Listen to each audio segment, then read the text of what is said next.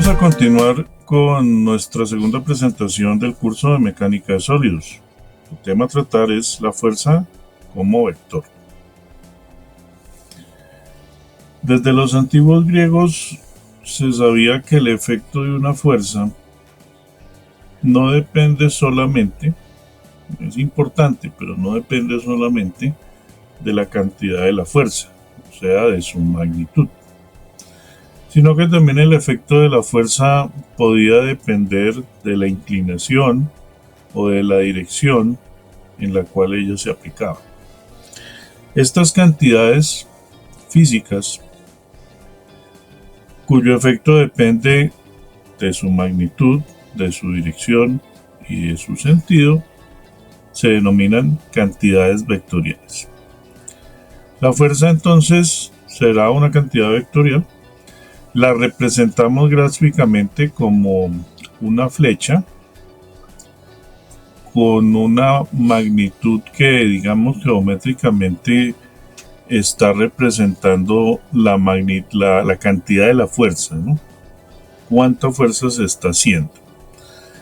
La dirección de la fuerza se determina con algún tipo de medida angular, con un ángulo que ella esté formando en su línea de acción de la fuerza con respecto a alguna dirección particular, en este caso la dirección horizontal.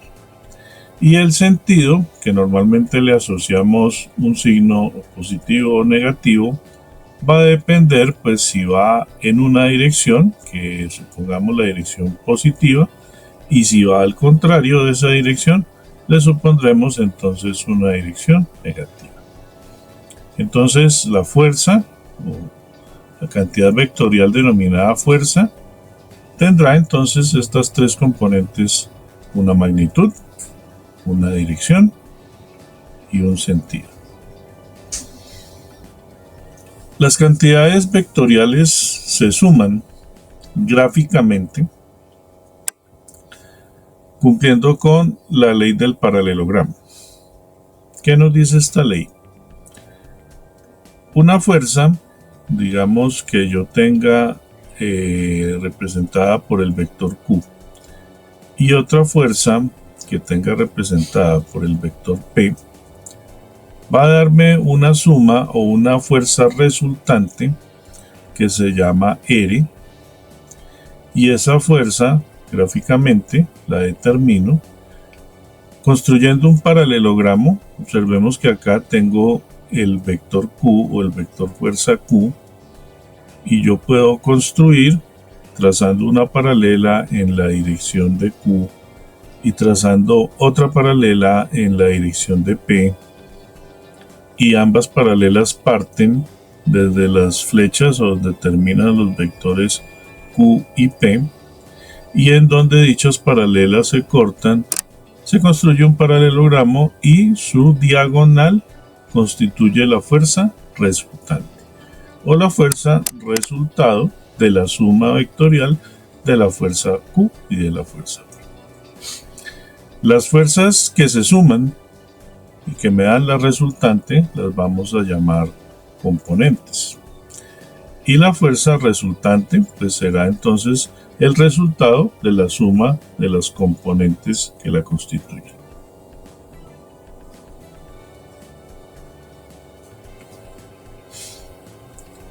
Esta adición vectorial corresponde a ciertas leyes, así como, digamos, nuestra suma aritmética o las sumas algebraicas deben de cumplir con unas leyes para poder yo trabajar con estas operaciones.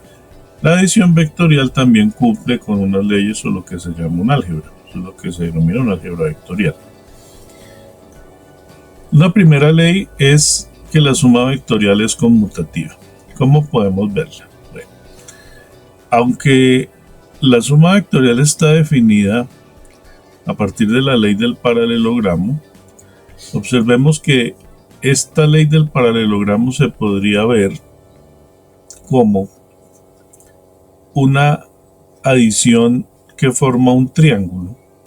Si yo, por ejemplo, tengo el vector P y le sumo o le adiciono el vector Q, de forma tal que traslado el vector Q y lo pongo a iniciar en donde termina el vector P.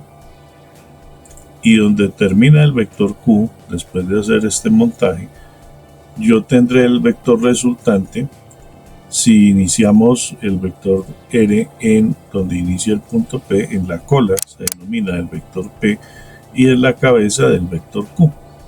Entonces una forma de representar esa adición vectorial, que es como una consecuencia de la ley del paralelogramo, es la ley del triángulo, o se llama la ley del triángulo. Pero veamos que esta ley del triángulo me demuestra que la suma vectorial es conmutativa, es decir, la suma de P más Q es exactamente igual a la suma de Q más P, es decir, el orden de los en que yo sume esos vectores no afecta el resultado. Y lo podemos ver acá, así como yo tengo un triángulo, digamos, equivalente en la suma del paralelogramo entre el vector P y el vector Q, yo tengo una suma entre el vector Q y el vector P. Y la vemos acá. Y ambas sumas pues representan el mismo vector resultante. Entonces, en conclusión, la suma vectorial es conmutativa. De la ley del triángulo, yo puedo establecer relaciones.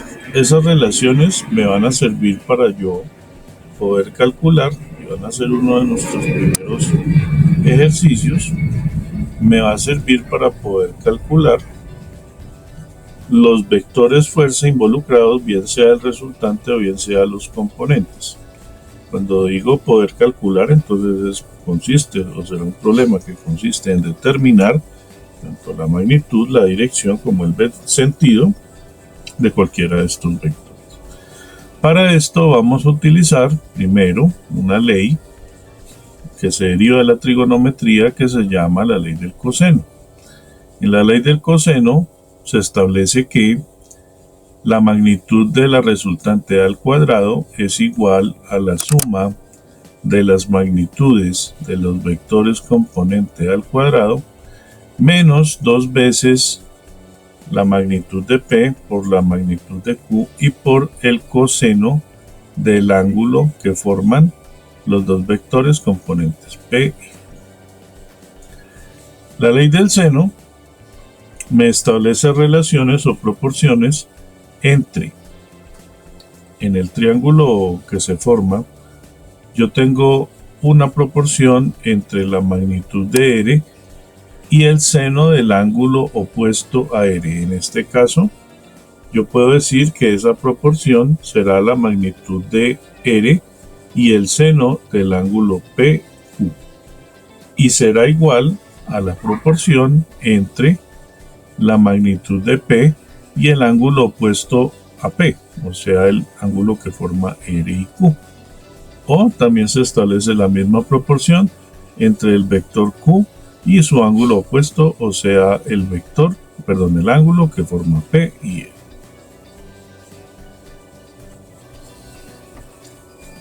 La adición vectorial también yo puedo aplicarle leyes de asociatividad. Aprovechando más la ley del triángulo que la del paralelogramo, yo podría hacer una suma, una adición de vectores y hacerla no de 2 en 2, sino varios vectores, cumpliendo con, digamos, lo que veíamos ahorita, de que la suma vectorial gráfica se logra colocando los vectores sumando. Y tengo el vector P y le voy a sumar Q, entonces coloco el vector Q con su cola coincidiendo con la cabeza del vector P, y el siguiente sumando lo puedo adicionar de la misma manera. Coloco el vector S en la cola o con la cola coincidiendo con la cabeza del vector. Y al final el vector suma P más Q más S estará definido entre la cola del vector P y la cabeza del vector S. Yo puedo hacer esto, ¿cierto?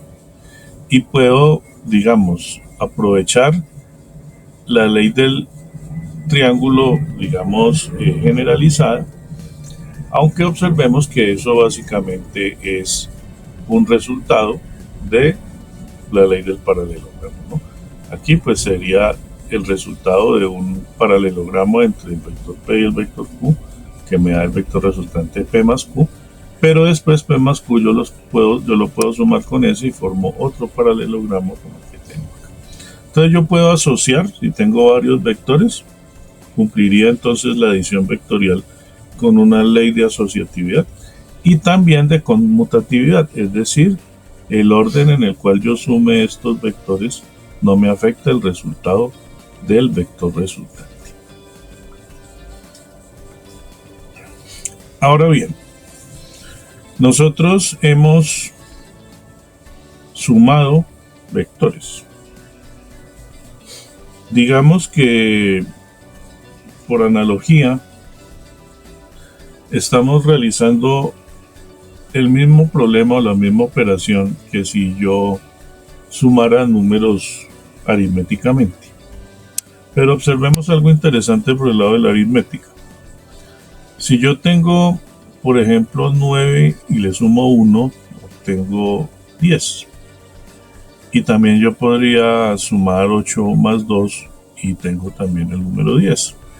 Y podría sumar 7 más 3 y obtengo el número 10. Lo que estoy logrando acá, podría yo llamar esto como una descomposición del número 10 en sus diferentes sumandos de los sumandos, ¿sí? Pero veamos que los sumandos o las cifras que se componen o que se utilizan para ser sumadas y que me dé el número 10 pueden cambiar. Los componentes del número 10, por así decirlo, son diferentes, pero el resultado al final siempre será el número 10. Y esto también se va a utilizar, pues una propiedad que vamos a explorar mucho y a utilizar mucho en el álgebra vectorial.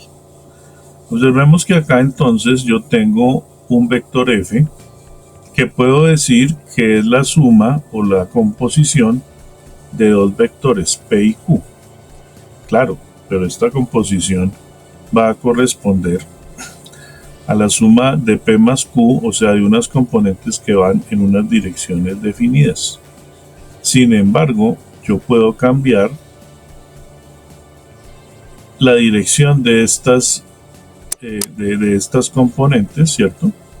Puedo decir, o no me interesa ya saber cuáles son las componentes de f a lo largo de estas direcciones iniciales, sino a lo largo de otra dirección en particular, por ejemplo esta o esta.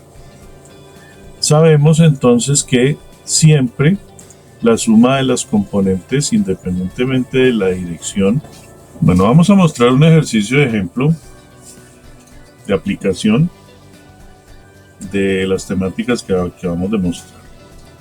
Este ejercicio corresponde al ejercicio 2.4 del libro de estática de Miller-Johnston. Dice así: se aplican dos fuerzas en el punto P de la viga AB, que se muestra en la figura. Determine gráficamente la magnitud y la dirección de su resultante mediante A, la ley del paralelogramo, B, la regla del triángulo.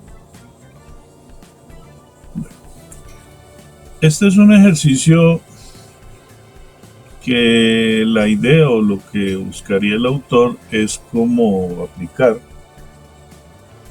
esas dos reglas que ya vimos, ¿no? La regla del paralelogramo a la regla del triángulo. Pero recordemos que esas son reglas gráficas, entonces habría que construir un paralelogramo, en este caso, como el que tenemos acá, gráficamente. Para ello, bueno, vamos a utilizar aquí las herramientas que nos brinda PowerPoint, que hacen el problema un poco más cómodo, pero de todas maneras, para poder, digamos, resolver el problema de forma gráfica, hay que recordar que la magnitud del vector, es decir, la cantidad de fuerza que estoy haciendo, 2 kilonewton, debe estar representada por alguna longitud equivalente en términos de la longitud del vector. Para ello entonces, bueno, yo construí aquí este vector pequeñito y un vector de 2 kilonewton pues será un vector 2 veces este, que es lo que estamos haciendo acá. Entonces lo que hice fue pues tomar este vector de 2 kilonewton y llevármelo acá y transportarlo con la misma inclinación que me está dando el problema. Que los ángulos pues sí corresponden. De pronto acá en el problema lo que no corresponde mucho es la magnitud de los vectores. Entonces un vector de 2 kilonewton en una dirección de 40 grados, como la tenemos acá, va a estar representado acá, según nuestra escala. Y 3 kilonewton, pues será un vector 3 veces el vector de 1 kilonewton, pero con una inclinación de 60 grados, como la vemos acá. Entonces, tenemos nuestros vectores componentes, trazamos nuestro paralelogramo, es decir, trazamos direcciones paralelas a los vectores componentes, y aquí yo tendré el vector resultante. Entonces tenemos ya la suma vectorial hallada con la ley del paralelogramo. Si yo quisiera utilizar la regla del triángulo, recordemos que la regla del triángulo es una consecuencia de la ley del paralelogramo. Entonces acá pues simplemente recordemos que tengo el vector P, lo puedo trasladar directamente acá, y le sumo el vector Q, que es este de acá, lo puedo trasladar acá, y la suma de P más Q, que va a estar representada por un vector que va desde la cola de P hasta la cabeza de Q, me dará el vector resultante, el vector P. Explotando un poco más este ejercicio, vamos a resolver los vectores, es decir, ya los hemos representado gráficamente. Estaría, digamos, determinada gráficamente una dirección, una magnitud y un sentido, pero digamos en términos de cantidades, es decir, cantidad de fuerza y sobre todo ángulos de inclinación, pues digamos eso puede estar por determinarse, no es tan directo.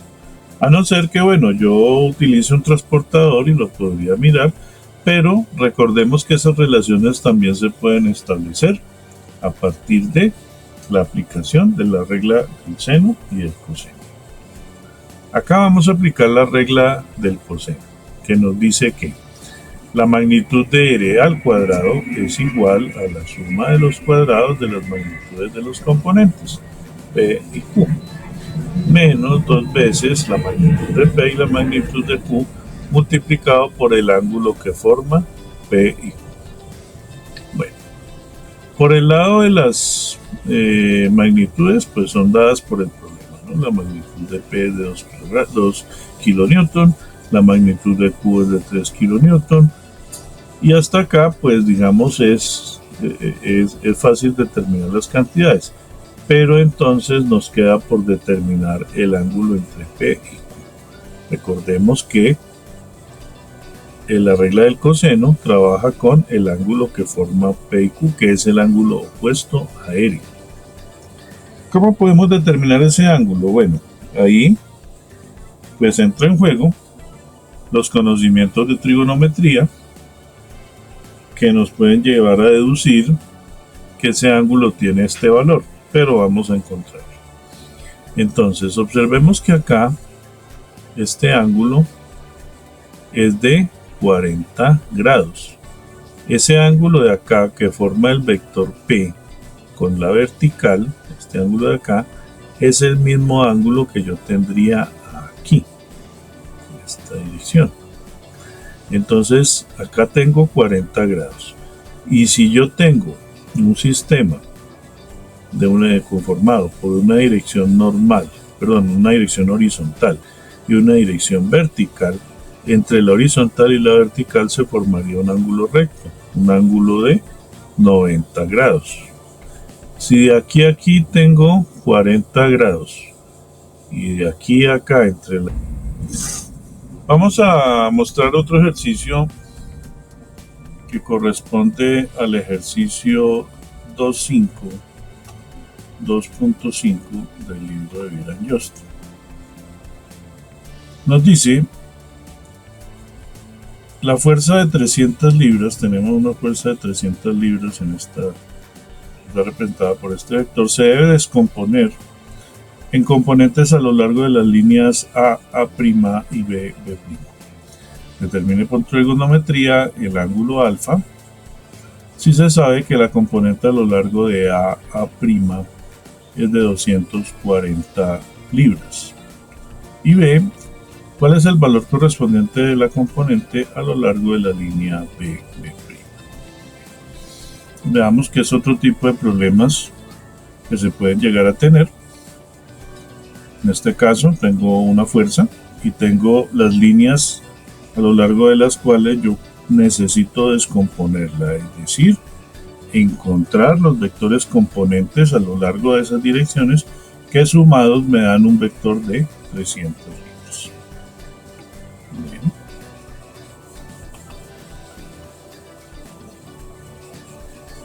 Acá entonces, pues la idea es formar nuestro paralelogramo. Este paralelogramo nos va a orientar acerca de la trigonometría del problema. Y entonces sabemos que el enunciado me dice que a lo largo de la línea AA' la fuerza es de 240 libras. Bueno, si yo establezco una ley del seno en este triángulo que tengo acá y digo que 300 es al seno de 60 grados y digamos es claro que este ángulo que tengo acá es de 60 grados, yo podría encontrar una relación entre esta componente de 240 libras y su ángulo opuesto, que lo vamos a llamar beta. Este ángulo que tengo acá. Bueno, entonces estableciendo con la ley del seno de estas proporciones, yo puedo encontrar el seno del ángulo beta. Y si aplico después este resultado en la función arcoseno, o el seno inverso, encuentro que ese ángulo beta corresponde a un ángulo de 43.85 grados. Ahora, sabiendo que la suma de los ángulos internos de un triángulo es de 180 grados, este ángulo alfa yo lo puedo encontrar como 180 menos este ángulo de acá que es de 60 grados y este ángulo de acá que acabamos de encontrar que es de 43.85 grados. Nos da un ángulo de 76.15 grados.